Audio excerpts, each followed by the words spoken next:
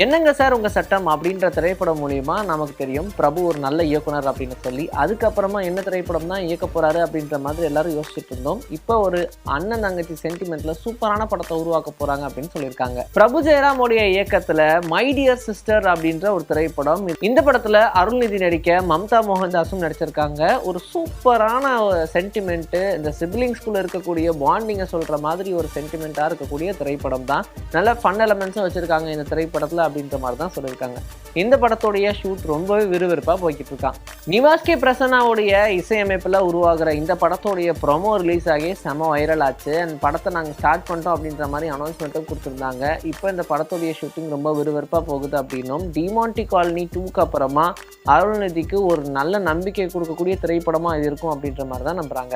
நடுவில் கொஞ்சம் பக்கத்தை காணும் சீதா காதி. இந்த படங்களுக்கு அப்புறமா பாலாஜி தரணிதரனுடைய இயக்கத்துல இப்போ விஜய் சேதுபதி திரும்ப நடிக்கிறாங்க அப்படின்ற ஒரு அப்டேட் வந்துருந்துச்சு. நம்ம எல்லாருக்கும் தெரிஞ்ச மாதிரி அட்லி என்னதான் அவருடைய படத்துல ரொம்ப பிஸியா இருந்தாலும் அவருடைய ப்ரொடக்ஷன்ல ஒரு படம் வரப்போகுது அப்படின்ற மாதிரி சொல்லியிருந்தாங்க. அதான் A for Apple அப்படின்ற அந்த நிறுவனத்தின் வாயில ஒரு படம் வரப்போகுது, அந்த படத்தை ப்ரொடியூஸ் பண்ண போறோம் அப்படின்னு சொல்லியிருந்தாங்க. ரொம்ப சைலண்டா அந்த படத்துடைய ஷூட்டிங் ஆரம்பிச்சு இப்போ போய்கிட்டு தான் இருக்கு. அண்ட் இன்னொரு கன்ஃபர்மேஷனும் வந்திருக்கு. என்னன்னா, இந்த படத்துடைய ஹீரோயின் யாரு அப்படின்றத கன்ஃபார்ம் பண்ணிட்டாங்க.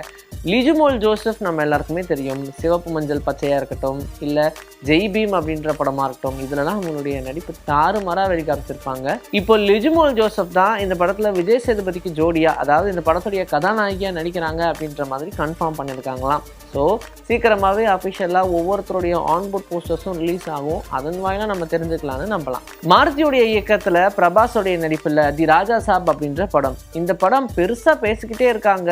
ஈவன் கல்கி 2898 AD அப்படின்ற படத்துக்கு கூட இவ்வளோ பேசலையப்பா அப்படின்ற மாதிரி இந்த படத்தை பற்றி நிறைய விஷயங்கள் பேசிக்கிட்டு இருக்கோம். ஏன்னா அந்தளவுக்கு இந்த படத்தின் மேலே ரசிகர்கள் நம்பிக்கை வச்சுருக்காங்க. இப்படி இருக்கும்போது இந்த படத்துடைய ஷூட்டிங் போகுதுன்னு சொல்லிக்கிட்டே இருந்தாங்க. இப்போ ஒரு வழியாக இந்த படத்துடைய ஷூட்டிங்கை வ்ராப் பண்ணுறோம் அப்படின்ற அனௌன்ஸ்மெண்ட்டை கொடுத்தாச்சு. அண்ட் மாருதி போட்டிருந்த விஷயம் தான் இப்போ வைரல். என்னென்னா, 23 வருஷத்துக்கு முன்னாடி அவருடைய கெரியரை ஸ்டார்ட் பண்ணார்.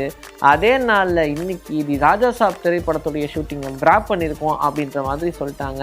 இந்த ஒரு விஷயத்தை பார்த்ததுக்கப்புறமா பிரபாஸோடைய ஃபேன்ஸ்லாம் பயங்கர சந்தோஷத்தில் இருக்காங்க. நல்ல டேக்லைனுங்க இது அப்படின்ற மாதிரி தான் இருந்துச்சு. ஈவன் இந்த படத்தில் என்னதான் நிறைய நடிகர்கள்லாம் நடிச்சிருந்தாலும் இந்த படம் ஒரு ஹாரர் காமெடி அப்படின்ற ஒரே ஒரு விஷயத்துக்காக தாங்க நாங்கள் வெயிட் பண்ணுறோன்ற மாதிரி சப்ஜெக்ட்டுக்காகவே வெயிட் பண்ணுறதா தான் சொல்லியிருக்காங்க. ஏன்னா ரொம்ப நாள் ஆச்சு தெலுங்குல அப்படி ஒரு படம் வந்து. ஈவன் எல்லாரும் அரண்மனை காஞ்சனாரியே டப் பண்ணது தான் பார்த்துக்கிட்டு இருக்கோம். அப்படி ஒரு வேளை நமக்கு இப்படி ஒரு திரைப்படம் கிடச்சதுன்னா ரசிக்காமையாக விடுவோம் அப்படின்ற மாதிரி எல்லாரும் காத்துக்கிட்டு இருக்காங்க. அப்படி ஒரு திரைப்படத்தையும் ரெடி பண்ணியாச்சு. சீக்கிரமாக அந்த படத்தையும் ரிலீஸ் பண்ண போகிறோம் அப்படின்ற மாதிரியும் சொல்லியிருக்காங்க. சீக்கியா அப்படின்ற அந்த ப்ரொடக்ஷன் கம்பெனி நமக்கு தெரியும். பாலிவுட்டில் ரொம்ப ஃபேமஸான ஒரு production company. Even the elephant whisperers அப்படின்ற டாக்குமெண்ட்ரி இவங்க தான் ப்ரொடியூஸ் பண்ணியிருந்தாங்க. ஆஸ்கார் அவார்டே இந்த டாக்குமெண்ட்ரி ஃபிலிமுக்காக கிடச்சிது. இது ரொம்ப பெருமையான ஒரு விஷயம் தான். இது இல்லாமல் இவங்க நிறைய படங்கள் ப்ரொடியூஸ் பண்ணியிருக்காங்க, தொடர்ச்சியாக ப்ரொடியூஸ் பண்ணிட்டும் இருக்காங்க. ஆனால் இப்போ ஒரு நல்ல தமிழ் படத்தை கமர்ஷியல் பர்பஸ்க்காக எடுக்கலாமா அப்படின்ற மாதிரி ஒரு பிளானுக்கு வந்திருக்காங்களாம். ஏன்னா இப்போ தமிழ் படத்தை ப்ரொடியூஸ் பண்ணுறதுக்கு அவங்க ரெடி ஆகிட்டாங்க. ஆனால் அவங்க தனியாக பண்ணாமல் கார்த்திக் சுப்புராஜோட இணைஞ்சு, அதாவது ஸ்டோன் பெஞ்ச் நிறுவனத்தோட இணைஞ்சு இவங்க ஒரு படத்தை ப்ரொடியூஸ் பண்ண பிளான் பண்ணிட்டு இருக்காங்களாம். ஈவன் தமிழ் ஒரு படம் பண்ண போகிறோம்னா இப்போ தமிழ் ப்ரொடியூசர்ஸோட நமக்கு சப்போர்ட் இருந்துச்சுன்னா ஈஸியாக இருக்குமே அப்படின்ற புத்திசாலித்தனமான பிளானிங்கில் இந்த முடிவுக்கு வந்திருக்காங்க.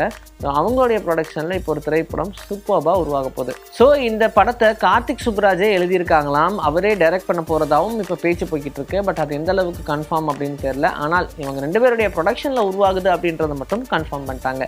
சீக்கிரமாகவே இதை பற்றின அப்டேட் வரும், நம்ம எதிர்பார்க்கலாம். இன்றைக்கி நம்மளுடைய சினிமத்தில் சினிமா பற்றின பல விஷயங்கள் பார்த்தாச்சு. இதே மாதிரி அடுத்த எபிசோடுக்கு ரெடியாக இருங்க. உங்களை நான் வந்து சந்திக்கிறேன். This is bye from Vijay. Take care.